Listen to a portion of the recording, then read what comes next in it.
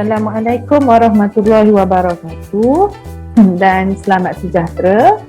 Saya Cikgu Nur Hasnida binti Muhammad daripada SMK Tun Perak, Padang Rengas, Kuala Kangsar. Pada hari ini akan berkongsi mengenai teori kuantum cahaya untuk bab 7 fizik kuantum untuk bahagian yang pertama. Okey. Di akhir pengajaran nanti, murid-murid akan dapat menjelaskan latar belakang pencetusan idea teori kuantum dan menyatakan maksud kuantum tenaga. Cuba kita tengok kembali spektrum elektromagnet sebagaimana yang telah kita pelajari semasa di tingkatan 4 ya. Okey, kita dah belajar semasa di bab 5 iaitu 5.7 gelombang elektromagnet. Okay, murid-murid dah familiar lah dengan spektrum elektromagnet. Okay, dari kiri ke kanan kalau kita tengok dekat sini ialah menunjukkan panjang gelombang yang semakin besar. Okay, daripada sinar gamma, sinar X, sinar ultraungu, sinar inframerah, gelombang mikro, seterusnya gelombang radio. Okey, daripada kanan ke kiri pula adalah menunjukkan frekuensi yang semakin tinggi. Dan untuk bab ini kita akan belajar dengan lebih jelas lagi mengenai cahaya tampaklah, di mana panjang gelombangnya adalah daripada 400 nanometer sehingga 750 nanometer. Okey, semua objek dapat memancarkan sinar elektromagnet dan frekuensi sinaran bergantung kepada suhu objek. Objek sejuk akan memancarkan gelombang dengan frekuensi yang lebih rendah, manakala objek yang panas memancarkan gelombang dengan frekuensi yang lebih tinggi. Okey, dalam bab ini istilah baru yang akan dipelajari oleh murid-murid iaitu jasad hitam ya. Jasad hitam ialah jasad unggul yang berupaya menyerap semua sinaran elektromagnet yang jatuh padanya. Jasad hitam juga dapat memancarkan sinaran termal bergantung kepada suhu. Maka kita boleh simpulkan jasad hitam ialah penyerap dan pemancar sinar elektromagnet termasuk cahaya dan haba yang unggul. Unggul ni bermaksud apa yang dia serap sama je dengan apa yang dipancarkan. Pancaran jasad hitam tadi ialah sinaran elektromagnet yang unggul dalam bentuk haba ataupun cahaya. Jadi pemancar jasad hitam pula adalah sebarang objek yang memancarkan sinaran elektromagnet mengikut suhu. Jika suhu meningkat, objek tadi akan menjadi pemancar jasad hitam dengan memancarkan sinar termal pada semua panjang gelombang. Okey, sekarang kita tengok graf keamatan sinaran melawan panjang gelombang. Okey, pada paksi X adalah panjang gelombang lambda dan paksi Y adalah keamatan sinaran ya, I, intensity. Okey, kita lihat pada suhu yang semakin meningkat, panjang gelombang yang mencapai keamatan sinaran maksimum juga semakin pendek. Kita tengok suhu yang semakin meningkat. Bermula dengan T 3500, naik lagi ke 4000 Kelvin, naik lagi ke 4500, ke 5000 dan 5500. Kita dapati panjang gelombang yang mencapai keamatan maksimum. Okey, kita boleh tengok dia punya lambda dia semakin pendek. Okey. Okey, ini suhu tinggi. Okey, cikgu tunjuk Ini contohlah yang suhu tinggi. Okey, lambda dia adalah kecil sajalah. Okey, dibandingkan dengan suhu yang lebih rendah, lambda dia lebih besar. Okey, dan begitulah seterusnya lah. Okey, untuk 4500. Okey, untuk suhu 4000 Kelvin. Okey, seterusnya untuk suhu 3500 Kelvin. Okey, kita dapati apabila suhu bertambah, panjang gelombang yang mencapai keamatan sinaran maksimum juga semakin pendek ya. Okey, contoh-contoh jasad hitam. Okey, kita boleh lihat contoh jasad hitam.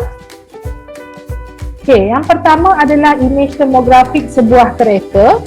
Imej termografik ni bermaksud imej pancaran pengesanan tenaga haba lah. Okey, biasanya digunakan termometer infrared ya. Okey, kita tengok dia ada bagi skala kepada kita untuk suhu 6 darjah Celsius sehingga 24 darjah Celsius. Warna yang lebih gelap ni warna biru menghala ke hijau, kuning dan merah. Bermaksud warna merah ni tadi adalah kawasan-kawasan yang memancarkan tenaga haba yang paling tinggi lah. Jadi di sini kita boleh membuat kesimpulan bahawa permukaan yang licin dan berkilat dia memancarkan sinar yang lemah, manakala permukaan yang kasar dan gelap dia memancarkan dan serap sinar yang baik. Okey. Contoh-contoh lain adalah elemen pemanas ketuhar, sinar thermal dalam mentol lampu pada suhu yang berbeza. Okey, bagaimanakah pencetusan idea teori kuantum fizik ini ya?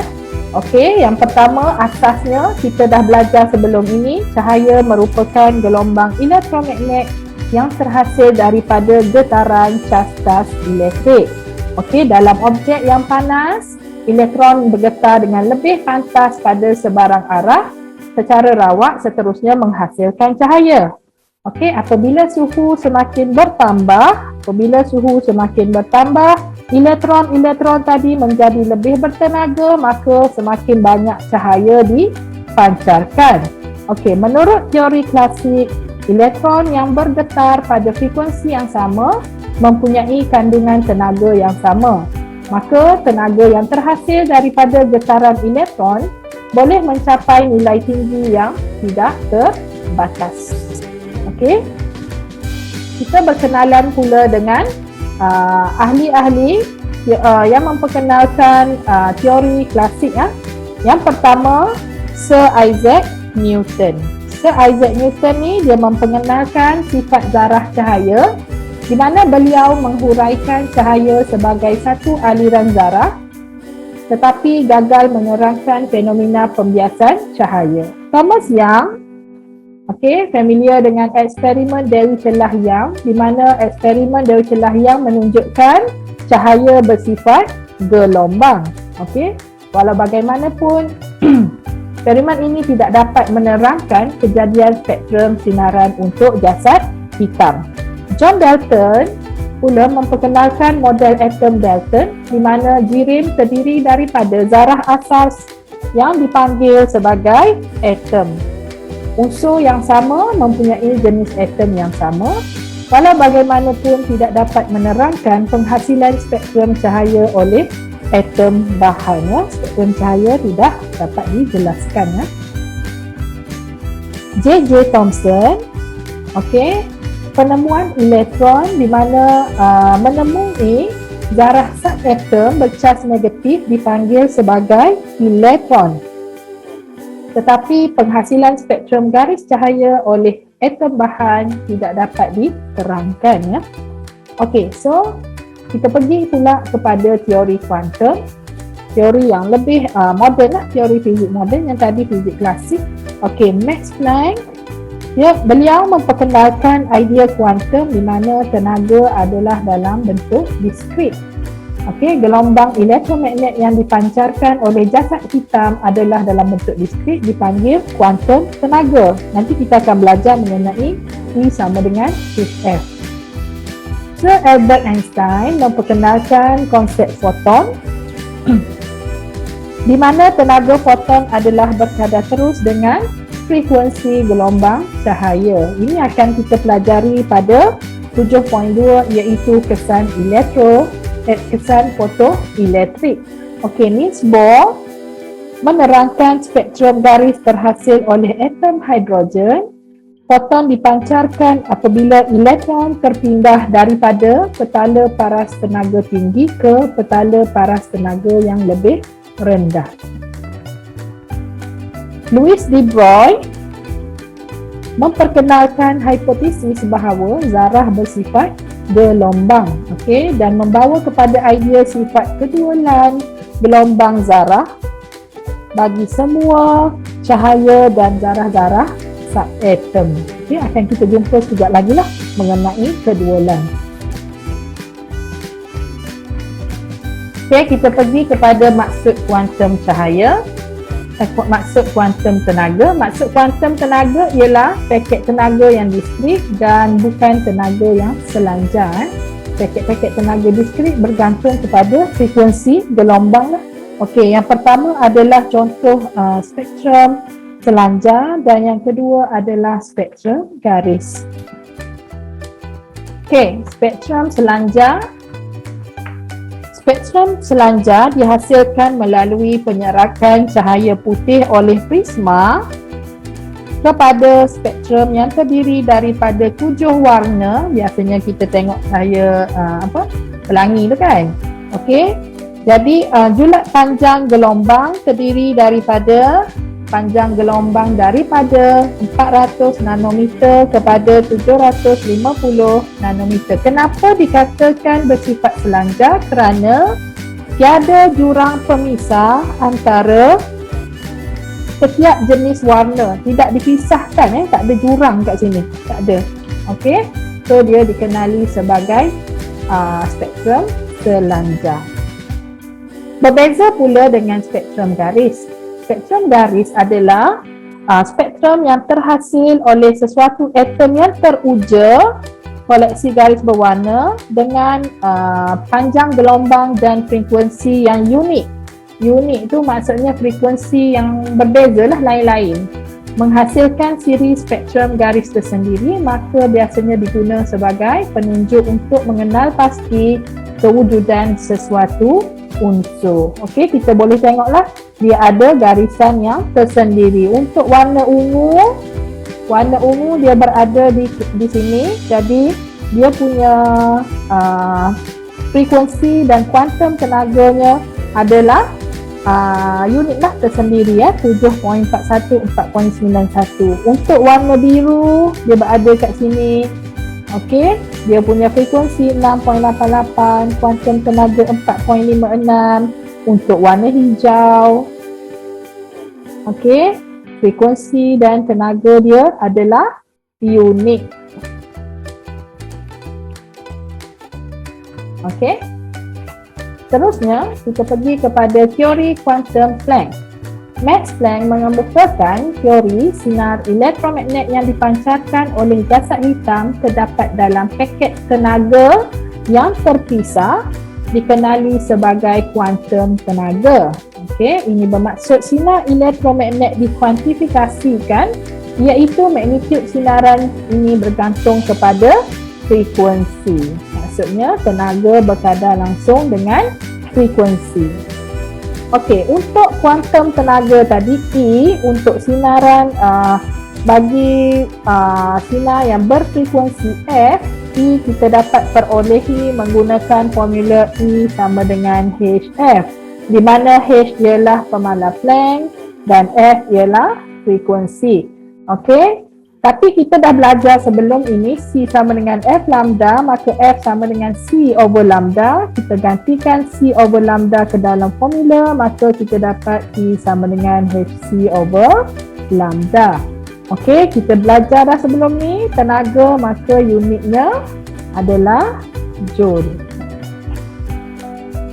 Kuantum tenaga E adalah sinaran yang berkadar songsang dengan panjang gelombang. Dari sini kita nampak E berkadar songsang dengan lambda.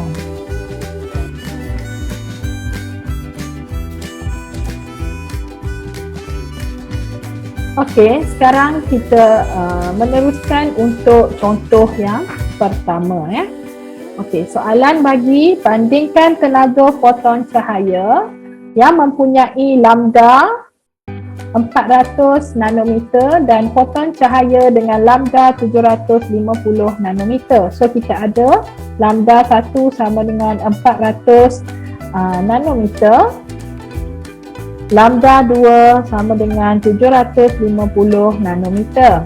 Okey, so dia suruh kita bandingkan tenaga foton. Tenaga foton adalah E lah. Okey, so kita ada dua nilai. So maksudnya dia suruh kita cari E yang pertama berapa, E yang kedua berapa. So kita gunakan formula E sama dengan HC over lambda. Kenapa guna HC over lambda? Kenapa tak guna HF? Sebab maklumat yang dia bagi ada lambda. So kita guna HC over lambda. F tidak diberi ya. So daripada sini kita nampak dia ada dua nilai. Bila ada dua nilai, maka kita pecahkan E tadi kepada E1 lah untuk lambda 1. Okey, so E1 untuk lambda yang pertama, H dia ialah macam biasalah 6.63 darab 10 kuasa negatif 34. Ini adalah constant.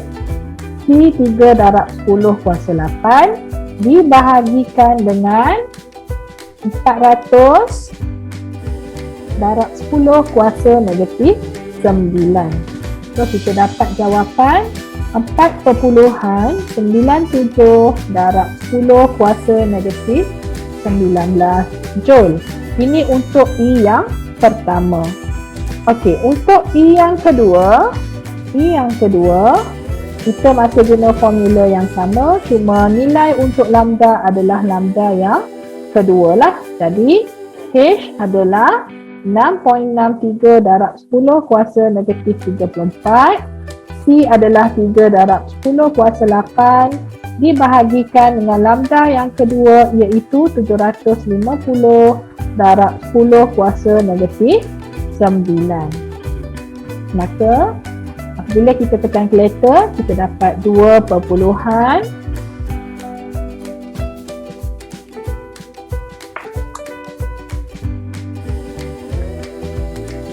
2.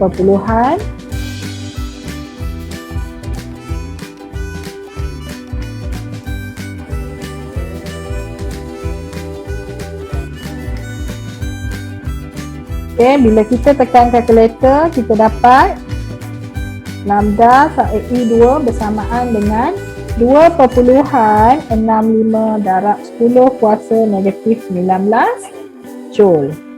Okey, kalau kita perhatikan semula, dia kata tadi, kita belajar tadi, apabila lambda besar, maka tenaganya kecil. Okey, apabila lambda kecil, tenaganya besar.